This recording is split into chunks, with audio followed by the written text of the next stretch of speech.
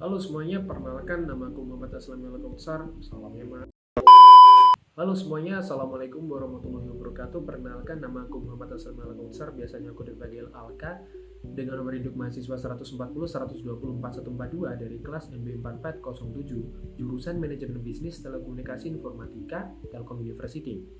Kali ini aku bakal ngasih tahu ke kalian bagaimana caranya membaca laporan keuangan dan juga menganalisis rasio keuangan dari suatu perusahaan. Nah, teman-teman tahu nggak? Salah satu skill yang harus dimiliki oleh setiap investor itu adalah kemampuan dalam membaca laporan keuangan. Mengapa? Karena dengan membaca laporan keuangan, investor akan mengetahui kinerja keuangan dari suatu perusahaan tersebut. Nantinya, investor akan lebih mudah dalam mengambil keputusan investasi yang lebih bijak dan lebih tepat tentunya. Nah, bagaimana sih caranya membaca laporan keuangan dari suatu perusahaan tersebut? Kali ini yang bakal aku kasih tahu bagaimana caranya membaca laporan keuangan dan juga menganalisis rasio keuangan dari suatu perusahaan yang sudah cukup terkenal di Indonesia, terutama di bidang konstruksi dan juga engineering, yang namanya adalah PT Wijaya Karya Terbuka. Nah, bagaimana laporan keuangannya dan bagaimana cara membaca laporan keuangannya? Simak baik-baik. Nah, sekarang kita sudah masuk di presentasi saya, di PowerPoint saya tentang laporan keuangan dan juga analisis rasio keuangan dari PT Wijaya Karya Terbuka. Di slide pertama, di slide kedua, setelah slide tadi, kita disuguhkan dengan visi misi dari PT Wijaya Karya itu sendiri. Nah, visi dari PT Wijaya Karya ini adalah menjadikan perusahaan terkemuka dalam industri konstruksi dan engineering di Asia Tenggara.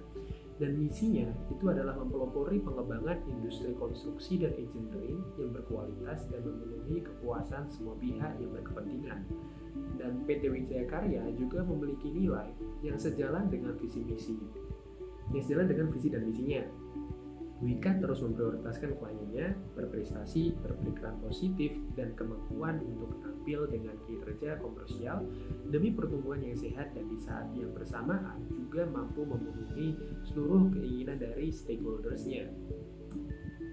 Lalu di sini sudah ditampilkan laporan keuangan dari PT Wijaya Karya.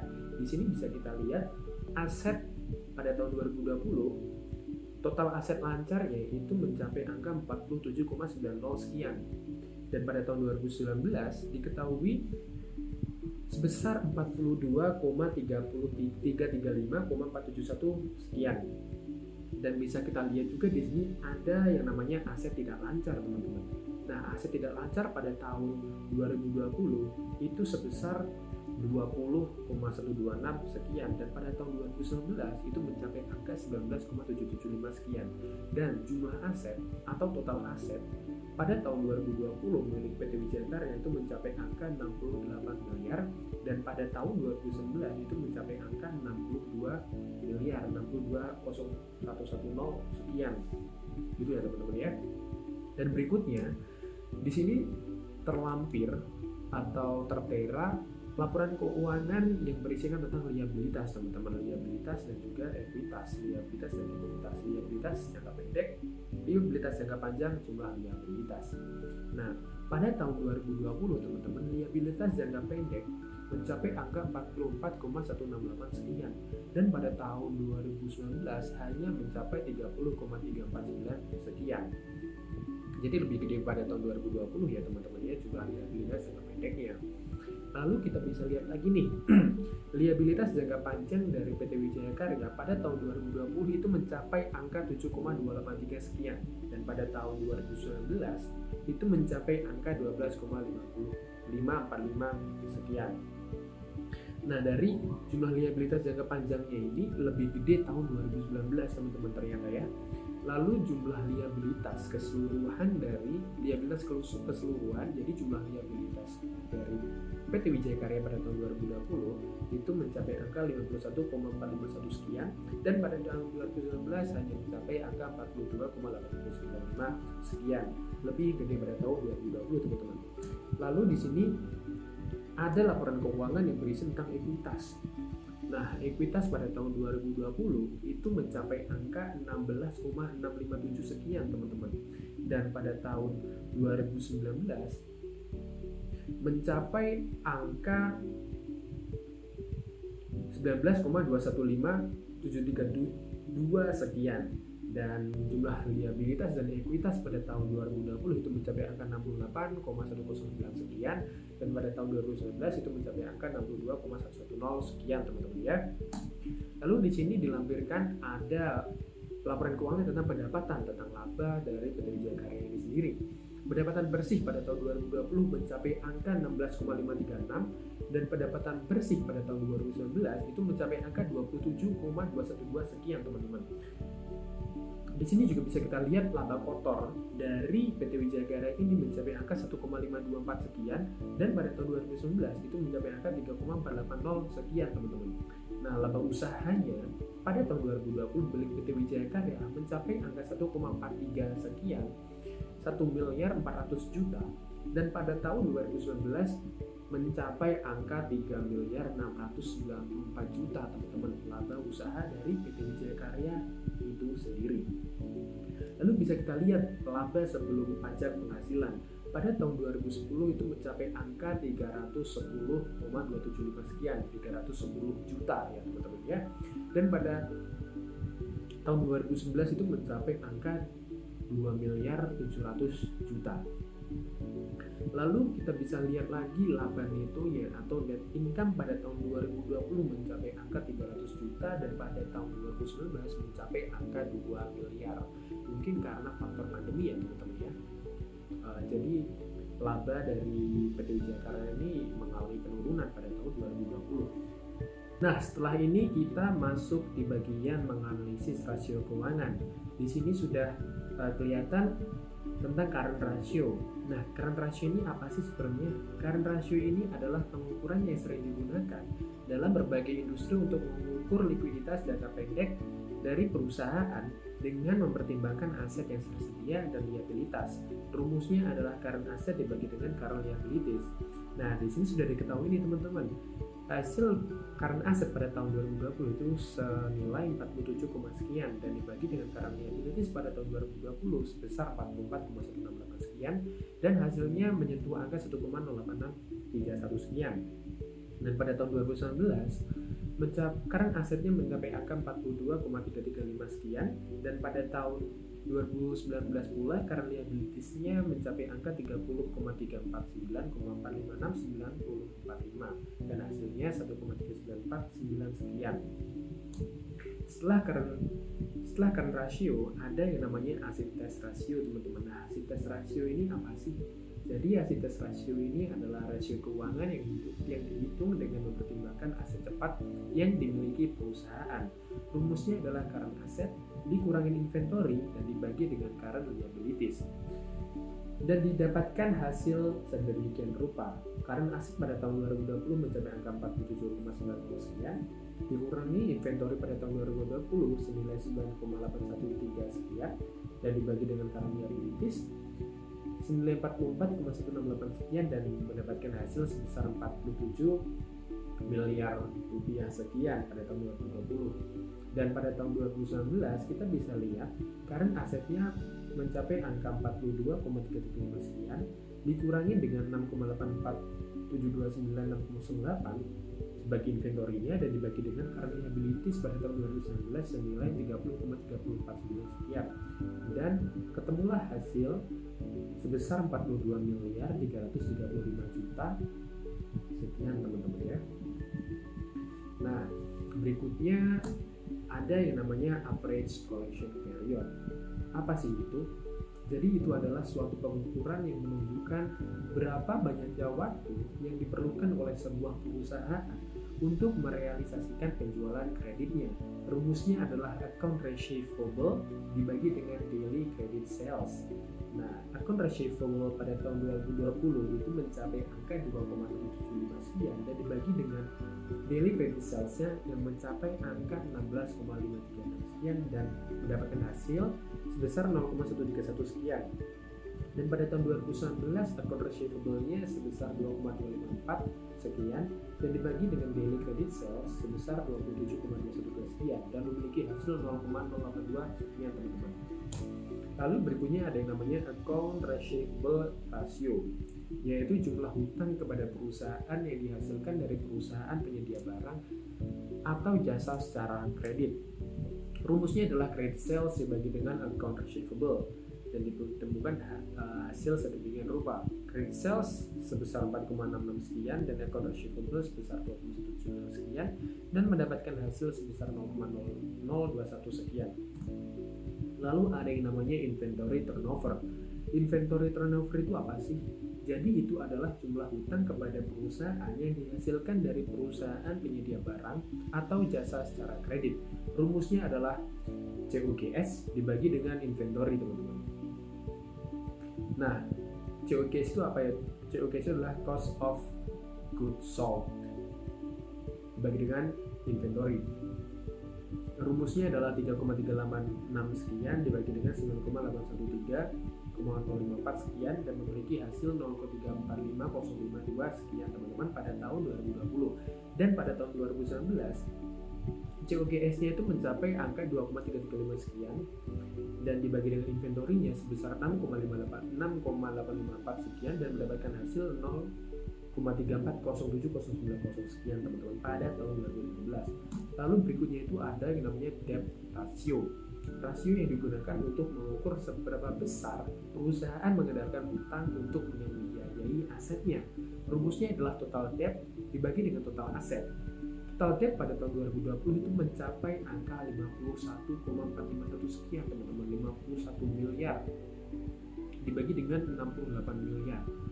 Dan hasilnya adalah 0,755 sekian. Dan pada tahun 2019 total debt, total hutang yang dimiliki oleh PT Wijaya Karya itu mencapai angka 42 miliar sekian. Dan total aset yang dimiliki PT Wijaya Karya pada tahun 2019 itu mencapai angka 62 miliar dan hasilnya itu adalah sedemikian rupa 690,621 sekian. Nah, lalu berikutnya itu adalah times interest earned. TIE itu adalah kemampuan perusahaan untuk membayar biaya bunga dari laba sebelum perhitungan bunga dan pajak. Rumusnya adalah operating income EBIT dibagi dengan interest expense and roll. Nah, pada tahun 2020 itu EBIT-nya mencapai angka 310 juta. Dan pada interest expense and roll-nya itu mencapai angka 71,226 sekian, teman-teman, dan hasilnya adalah 4,356 sekian. Pada tahun 2019, operating income-nya atau EBIT-nya itu mencapai angka sekitar 2,789 atau sebesar 2 miliar, teman-teman. Nah, dibagi dengan 69,573 sekian, mendapatkan hasil 40,090 sekian. Lalu berikutnya itu ada yang namanya total asset turnover, TATO, atau lebih gampang itu bisa kita sebut TATO aja. Itu adalah rasio yang digunakan untuk mengukur perputaran semua aktiva yang dimiliki perusahaan dan mengukur berapa jumlah penjualan yang diperoleh dari tiap aktiva. Rumusnya adalah EBIT bagi interest expense and roll.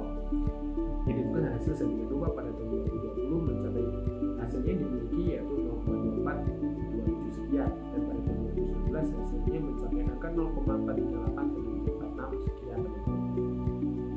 Berikutnya ada yang namanya fixed asset turnover, yaitu adalah rasio yang digunakan untuk mengukur keefisiensian dari investasi modal jangka panjang, di mana rasio akan mencerminkan tingkatan penjualan dihasilkan dalam investasi yang ditanamkan pada kapasitas produksi. Rumusnya adalah sales dibagi net fixed asset.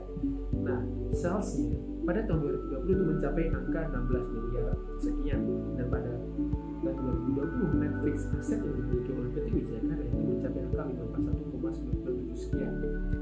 Dan hasilnya sales dibagi net fixed asset mencapai angka 30 miliar sekian pada tahun 2020. Dan pada tahun 2019 salesnya itu di angka 27 miliar dan net fixed asset yaitu di angka 1,207,308 sekian dan memiliki hasil sebesar 22 miliar sekian pada tahun 2019. Berikutnya ada operating return investment, yaitu rasio yang menunjukkan hasil dari jumlah aktiva yang digunakan dalam perusahaan atau suatu ukuran tentang efisiensi manajemen. Rumusnya adalah operating income dibagi dengan total aset. Operating income PT Wijaya Karya pada tahun 2020 itu mencapai angka 310,275 sekian dibagi dengan total asetnya 68 miliar sekian. Jadi operating income-nya dibagi dibagi dengan total asetnya 310 juta dibagi dengan 68 miliar. Berapakah hasilnya? Hasilnya adalah 0,0455 sekian. Dan operating income pada tahun 2019 itu mencapai angka 2 miliar dibagi dengan 62 miliar sekian dan mendapatkan hasil 0,44907 sekian, teman-teman.